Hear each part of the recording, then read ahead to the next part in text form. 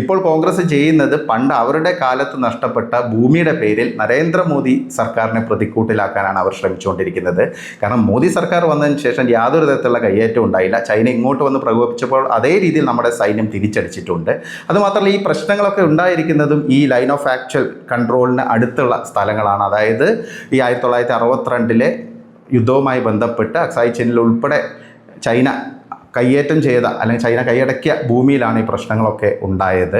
ഇപ്പം ഈ ഷക്സഗാം വാലിയൊക്കെ നമുക്കറിയാം, ഇതൊക്കെ ഇന്ത്യക്ക് നഷ്ടപ്പെട്ട ഭൂപ്രദേശമാണ് വർഷങ്ങൾക്ക് മുമ്പ്. അപ്പോൾ അവിടെയാണ് ചൈന ഈ പ്രകോപനം ഉണ്ടാക്കിയത്. പക്ഷേ ഇന്ത്യയുടെ ഒരു നിലപാട് ഇപ്പം അടുത്ത കാലത്ത് മാറിയിട്ടുണ്ട്. പ്രത്യേകിച്ച് നരേന്ദ്രമോദി സർക്കാർ വന്നതിന് ശേഷം ഈ അതിർത്തി പ്രദേശങ്ങളിൽ ലൈൻ ഓഫ് ആക്ച്വൽ കൺട്രോളിന് അടുത്തൊക്കെ ഇന്ത്യ നിർമ്മാണ പ്രവർത്തനങ്ങൾ ആരംഭിച്ചു. ബോർഡർ റോഡ് ഓർഗനൈസേഷൻ്റെ പ്രവർത്തനങ്ങൾ വളരെ സജീവമാണ്. പാലങ്ങൾ ഉണ്ടാക്കി, അതുകൂടാതെ റോഡുകൾ വെട്ടി. പണ്ട് ഈ ഒരു നിലപാടായിരുന്നില്ല. ചൈനയുമായി ബന്ധപ്പെട്ടിട്ടുള്ള അതിർത്തി പ്രദേശങ്ങൾ ലൈൻ ഓഫ് ആക്ച്വൽ കൺട്രോളിന് യാതൊരു നിർമ്മാണ പ്രവർത്തനങ്ങളും നടത്തേണ്ടതെന്നായിരുന്നു കോൺഗ്രസ് സർക്കാരുകളുടെ ഒരു സ്റ്റാൻഡ്. പക്ഷേ ചൈന മറുഭാഗത്ത് കൃത്യമായിട്ടുള്ള നിർമ്മാണ പ്രവർത്തനങ്ങൾ നടത്തിയിരുന്നു എന്നുള്ളതാണ്. അപ്പോൾ ആ ഒരു ഡിഫറൻസ് വ്യക്തമാണ്. ഇന്ന് നമുക്കിതെല്ലാം മനസ്സിലാക്കി എടുക്കാൻ സാധിക്കും. എം നരവനെ തന്നെ ഇത് വ്യക്തമായിട്ട് പറഞ്ഞിട്ടുണ്ട് ഈ കാര്യങ്ങളെക്കുറിച്ചൊക്കെ.